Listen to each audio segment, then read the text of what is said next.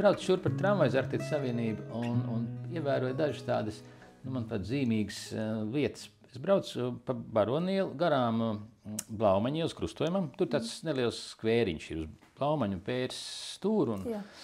Jā, un tu zini, ka tur kādreiz bija Blaumaņa piemineklis. Tas, kas ir šeit mums kanāla apstādījumos. Julmaņa laikos izdomājis, nezinu kurš, ka jāpārvieto vajag tomēr uz Blaumaņa ielu, kam Blaumaņam ir iela, nav piemineklis. Ja? Viņi aizveda uz stādīju, pēc 2 gadiem padomāja, kaut kā pa lielu, tas laukumiņš pa mazu piemineklis, tur lāgā neizskatās. Ja? Vedam atpakaļ. Paldies Dievam, vēl padomā nebija atnākusi, nolika atpakaļ, kur viņš jau bija sākotnē. Ja? Tad es braucu tālāk, kur pagriežās uz bulvāri, tramvajs 11.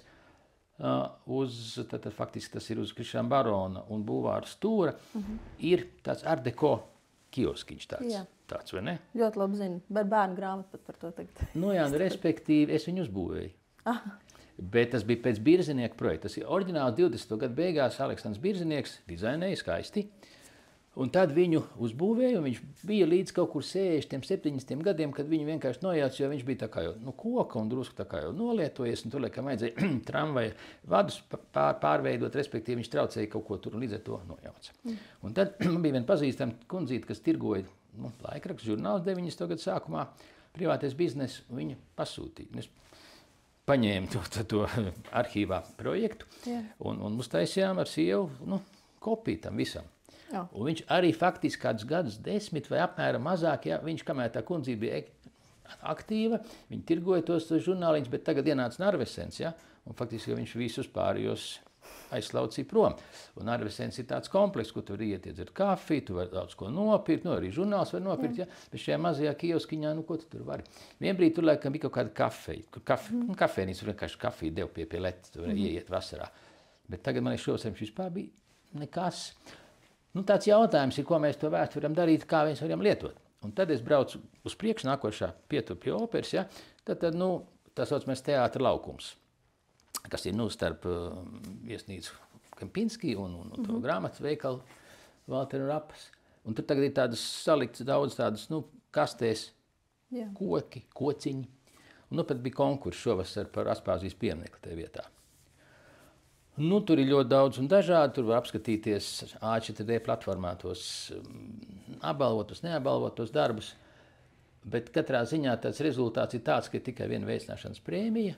Un ir tā kā doma, tur žūri ir izteikusi, ka varbūt, kas sarīkot vēlreiz konkursu, bet zinot, ka daži, kas ir ļoti piestrādājuši un ir paziņojuši, ka viņi vispār vairs nekādos Rīgas konkursos nepiedalīsies. Tā runā, jā. Nav nekādas prēmijas, nav nekādas atzinības, neko negrasās realizēt. Un tad es sāku domāt, kā mums īsti ir ar to vēsturi. Mēs tā kā nepārspīlējam tas vēstures nozīmīgi. Ja reiz Aspāzija, tad noteikti Aspāzijas bulvāri. Kāpēc Aspāzijas bulvāri? Kāpēc nevar kur citur Rīgā pieminekli? Kā tu domā? Man liekas, vispār interesanti tēma par to, ka tas kopā savākās, ko tu stāsti, tā ir tad pilsētvide vispār. Ko mēs darām ar tām vietām starp mājām, ar to, ko mēs ikdienā izmantojam visvairāk. Un vai tam ir jābūt visu nepārtraukt ar vēsturiskām atsaucēm, vai arī tam ir drīzāk jābūt jau šobrīd vairāk funkcionālam, vai arī kaut kā vairāk vērstam uz to, lai Rīgas iedzīvotāji nāktu ārā un šos mazos skvēriņus un vispār šādas vietas izmantot. Jo man liekas, ka mēs jau, visa Rīga vispār ir ļoti, tā vēsturiskā apbūve ir ļoti blīva. Viņa ir intensīva, mēs viņu redzam viscaur. Un nepārtraukts atsaucas vēl papildus uz to vēsturisko, ka mums vēl šī stūrī ir šāds piemineklis. Tas, protams, rada to vides intensitāti, taču viņa viena vēsturisko atsauču tāda virkni, viņa parasti nefunkcionē par to publisko ārtelpu. Vēsturisks atsaucas nav pirmais, kas nāk prātā, ko būtu noteikti nepieciešams ieviest jau tā vēsturiskā pilsētas apbūvē.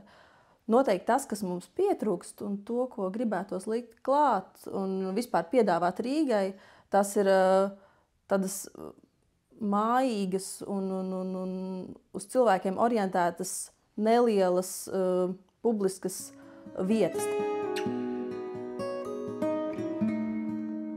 Arhitektiem idejas vienmēr ir vairāk nekā ir iespējas, bet Bet tu man liekas intervijā, kad mēs tevi intervijām žurnālā Latvijas arhitektūru, tu runāji par to, ka koncerta zālē nav obligāti jābūt kaut kur tādā vietā, kur, kā tagad Kronvalda parkā, kur ir jau vieta, kur tas ir centrs, kad ar tādu koncerta zāles iesēdināšanu var radīt jaunu vietu. Piemēram, ja viņi būtu Skanstē vai kur, tad tas uzreiz dot tam apkaimē tādu mezgla punktu.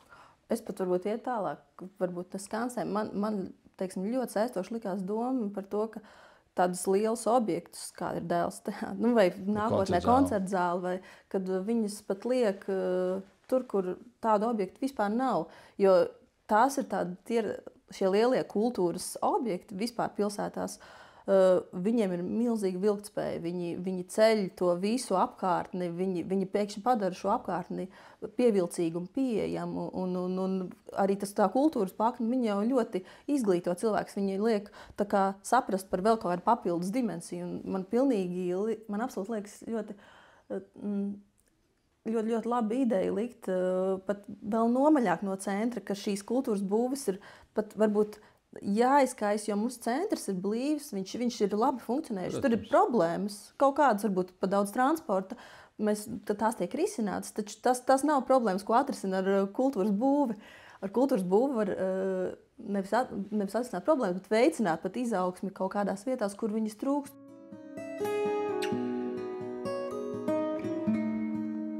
Te nemitīgi tāda politiskā cīņa, un, protams, arhitektiem ir tikai otrā plāna cilvēki, kad kāds politiķis uzskata, ka vajag tajā vietā kaut ko būvēt, viņš pasauc arhitektus arī ko konkursu, faktiski jau Vecrīgas pārbūvēt Rīgas, ka tas ir Ulmans, jo Ulmans izdomāja, ka tā ir Latvijas galvaspilsēta, un tā ir vāciska pilsēta, pēc viņa plāniem jau vajadzēja bezmaz Vecrīgā daudz ko nojaukt, izņemot baznīcas, jā, bet tās vecās mājas nojaukt, uzbūvēt, teiksim, tādus, var teikt, monstrozes ēkas kā Finanšu ministrija, kur aizbūvēja vienu ieliņu, Aldarijas tulpinājums aizbūvēts, jā, nojauc daudz ēkas, piemēram, Mandelštām foršu Art Nouveau māju banka, 3 stāvi nost, respektīvi, lai izveidotu tādu lielu finanšu ministriju, kas šodien arī salīdzinoši liels objekts un kurā grūti piekļūt. Tā kā, ja politiķiem ir kaut kāds viedoklis, tad viņi arhitekts uzaicina. Nē, bet, protams, ir, kā tu saki, arhitektūra tā ir ļoti redzama, ļoti liela, ļoti tāda svarīga plakne, jebkurā politiskā diskursā. Tas ir tāds labs instruments, ar ko vispār veidot, atstāt savus pēdus nospiedumu. Mēs visi vēl runājam par to, ko tu saki. Protams, tas tā ir. Un es ļoti labi saprotu. Man būtu nešķiet, ka arhitektam vienmēr ir jābūt kā tai mesijai, kurš nāk pa priekšu un izstāsta, kāda ir tā vīzija. Jo bieži vien jau arhitekts neredz varbūt to tieši to politisko kopainu, kas ir svarīgi tajā brīdī. Jo ir kaut kāda lēmuma, ko mēs varam palīdzēt, palīdzēt ar savu padomu vai palīdzēt ar savām zināšanām.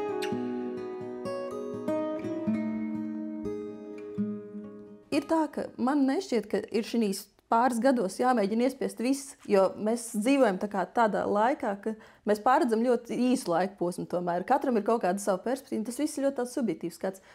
Tas, ja ļauj tām būvēm nosēsties un ik pēc laika nākt, ik pēc 10 vai 15 vai 20 gadiem, tas ļauj kaut kā parādīt to izaugsmu kopumā nācijai, jo ja visu uzbūvē, ja uzbūvētu 3 būvus vai 4 būvus, nozīmīgas kultūras būvus vienā gadā, tas parādīt, tur ir ļoti liela iespēja kļūdām.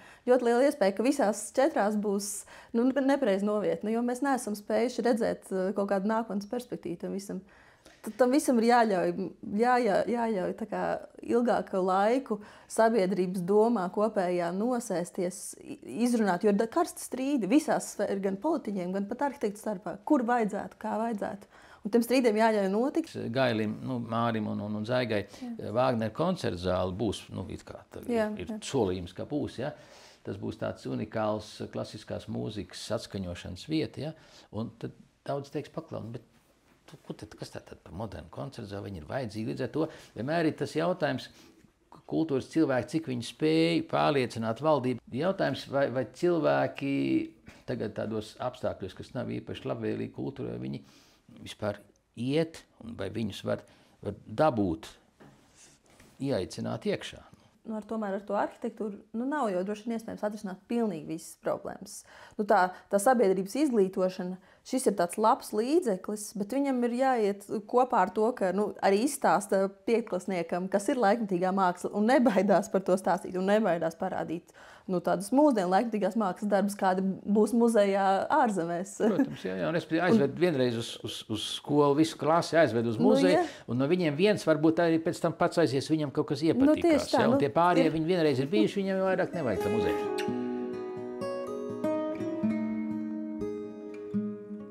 Publicēsim nākošā numurā to. Ir uz Avotu un Čakmarijas stūra ir tāda pēkšēna māja, tāda forša tornīte, ja? Jā. Tur iekšā ir tagad tur Bajārs un kas vēl tur Millers tur projektēja.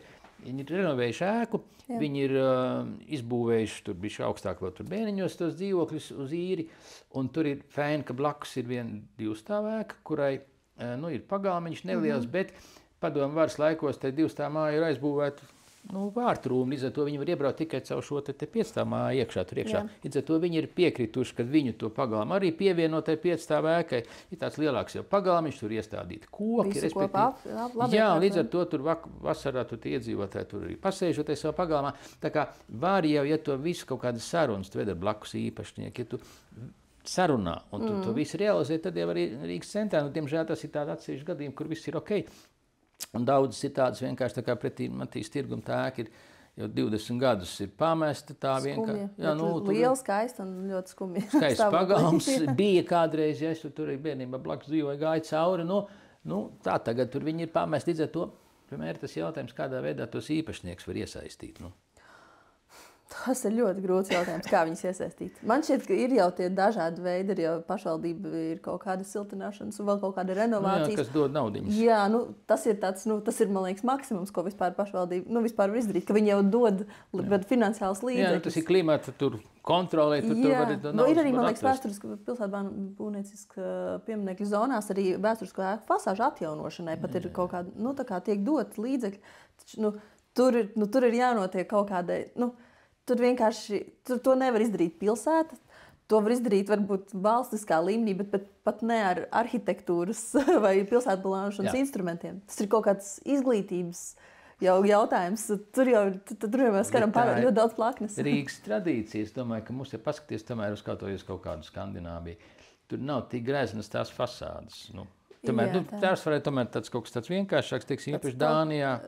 Nav tur tik daudz visādu izstrādājumu, kas ir tagad restaurēti. Tagad tā fasāde jārestaurē, ja?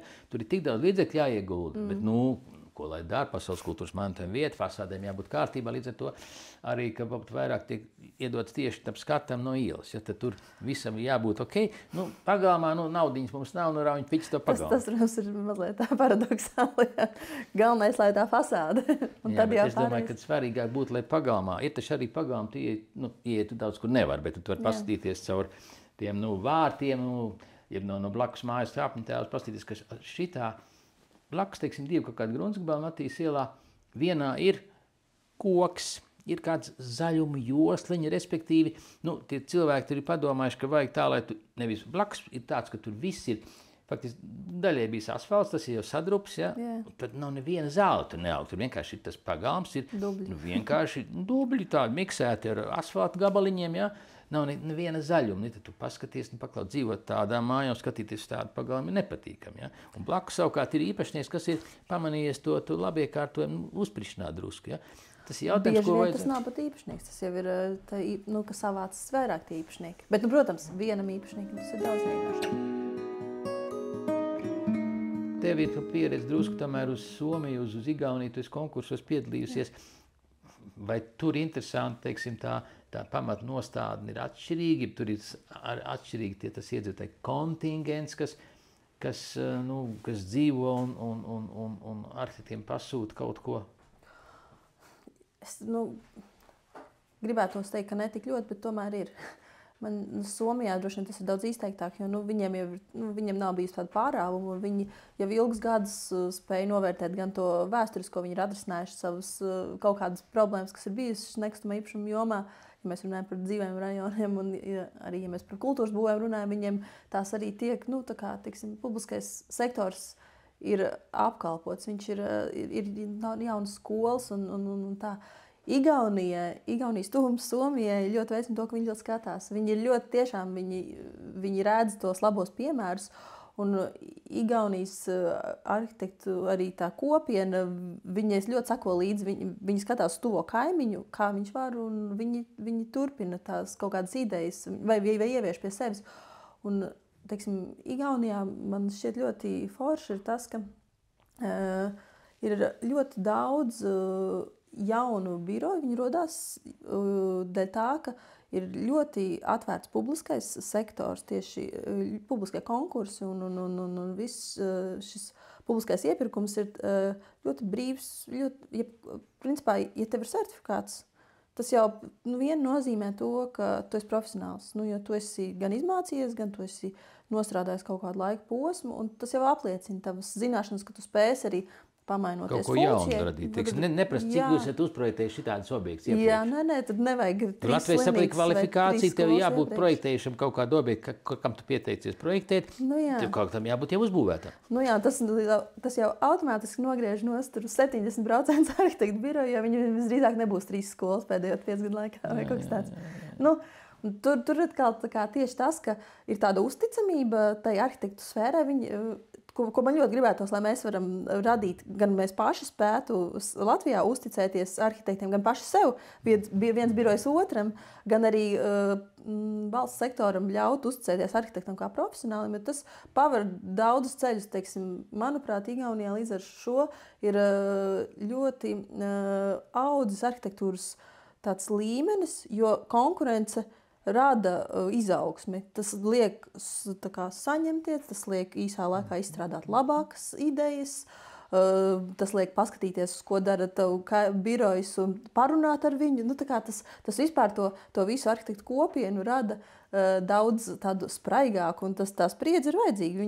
Viņa rada tādu foršu to gala rezultātu. Un man gribētos, ka tas ir tas, ko mēs paņemam, tā uzticamība tai arhitektu kopienai, bet mums ir jāsāk droši vien iekšienē pašiem sev uzticēties, ka mēs nevis aizliedzam, ierobežojam un nosriktējam, bet mēs tieši tā, mēs vairāk paļaujamies to, ka varbūt palaižam kaut kādā ziņā tos grožus vaļīgāk, bet ar mērķi, lai vairāk cilvēku, lai vairāk biroju rastos, lai vairāk mazi biroji būtu, lai reģionos, teiksim, būtu vieglāk piedalīties tajos konkursos, kas ir tieši tajā reģionā, lai tur nevar piedalīties tikai 3 biroji no Rīgas, bet lai Bauskā var piedalīties arī 2 Bauskas biroji, jo protams, ka viņiem nebūs pieredze 3 skolu projektu vai 3 kultūras iestāžu projektēšanā pēdējo 5 gadu laikā. Viņam tā ir vienīgā kultūras iestāde iespējams to gadu laikā. Bet, ja noņem šos ierobežojumus, tas ļoti, ļoti atvērtu tirgu, un tas tieši radītu tādus iespējumus visiem kopējā tajā arhitektūras sfērā augt.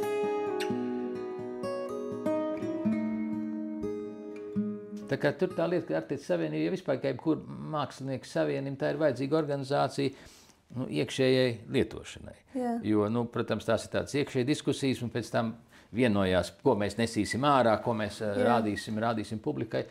Protams, kad cilvēki ir atšķirīgi, un arī domas ir atšķirīgas, bet,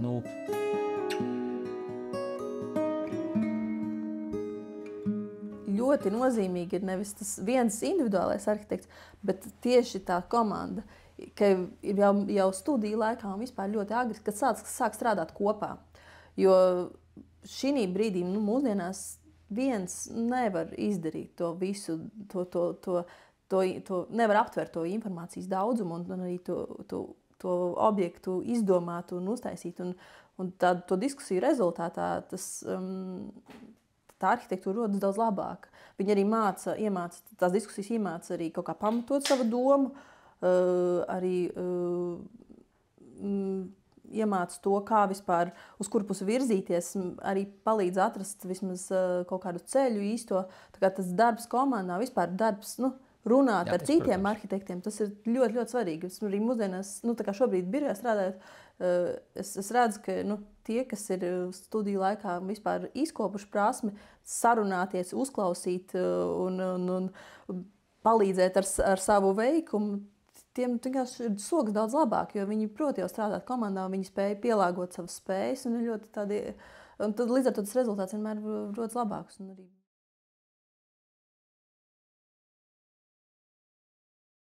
tad teikt, ir tik un tik procenti talantīgi un pārējie vienkārši profesionāli labākā gadījumā. Tā tas ir.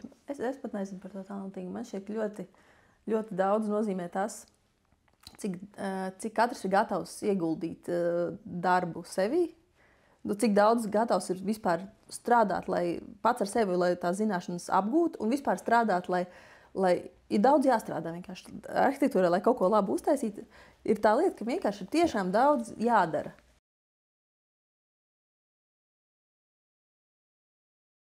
Kādiem 10, 11 gadiem bija, tā kā tas arhitektu laiks bija tad. Jā, piano. Bet man šķiet, ka šobrīd viņš vairs tas laiks tāds nav. Šobrīd ir kaut cits fokus. Arī Pritzker Pritzker prēmiju tagad dod tādiem, ko tu pamani paklaus. Pirmo reizi tu viņu redzi. Tas nav nekāds Zaha Hadid, kas jau ir gadiem kaut ko radījusi tādu pamatīgi. Ja? Kaut kāds tur indiešu arhitekts, tādi ir. Daudz Indijā labi arhitekti, viņi pamanījuši vienu šito izcēluši, ļoti interesanti, visu cieņu viņam. Ja? Tā kā tad ir tiešām tev taisnība, tāds stāra arhitekta laiks tā kā ir aizgājis. Viņš, man liekas, ir pagājis. Kaut kā šobrīd vairāk nevis uz to inovatīvo formu un to ārkārtīgo raksturu ir uzsvers, bet tieši uz tādu ļoti lielu kontekstuālismu un to laikmetīgumu un ilgspējību. Tā kā tās visas lietas tādas piezemētas un ļoti, man teiksim, ļoti saprotams tās vērtības, jo tos arhitektu tās vērtības, viņas bija ļoti topā, bet bija ļoti grūti saprast to kas tad viņas rada. Pārsteidzoša forma. Būtībā, jā, tas arī noteica. Bet, ja tu sāc pēc tam prasīt tam apkopējam un tam apmeklētājām. Kā iztīrīt šo? Jā, un tad saņem tādas atsauksmes līdz ar to, ka tagad tā kļūst tiešām tāda. Jā, uz vairāk uz lietotāju, uz to gala lietotāju ļoti orientēta. Jā, bet redz, tas lietotājs arī ir kaut kā jāizglīto. Ja mēs atkal varam nonākt otrā galējībā, kad tie lietotāji teiks, ka neko tādu nevajag paklaut, tas ir jātīra, ja tas ir... Mums vajag visu tādu pārāk reducētu uz tādu vienkāršību. Ja? Protams, tur tāds smalks balans ir, kas cilvēks jau ir tāds pēc būtības mazliet slings, viņš jau negrib darīt lieku darbu, bet tas varbūt kaut kur palīdz, teiksim, ir pasīvs mājas, tur jāregulē apkura nepārtraukti, un ir kaut kādas lietas, kas varbūt palīdz šim slingumam, kas tā kā, bet ir jau arī tā kā ļoti, par to izglītošanu ir jau tādas lietas, kas tā kā ļauj, kā tā pati ēka, ja viņas tā galvenais mērķis ir bijis radīt kaut kādu iekļaujošāku vai ilgspējīgāku vidi, pastāstīt to tam nākotnes lietotājiem jau nevar. Viņš jau to visu izjūt tikai tad, kad viņš tur sāk dzīvot vai viņu izmanto, un ne jau uzreiz pat. Viņš varbūt, ja tā ir publiskā ēka, viņš varbūt gribēs tur atgriezties, nezinās kādēļ, kaut kas ir foršs. Tad, kad viss ir funkcionāli, un tur laba gaisma, forša akustika, viss ir gaiss svaigs, jā, tur smažo pēc koka un nevis pēc lakas. Tad ir kaut kāds kopums, kas atstāja labu to sajūtu un liek atgriezties atkal. Visiem jāstrādā kopā. Tieši tā.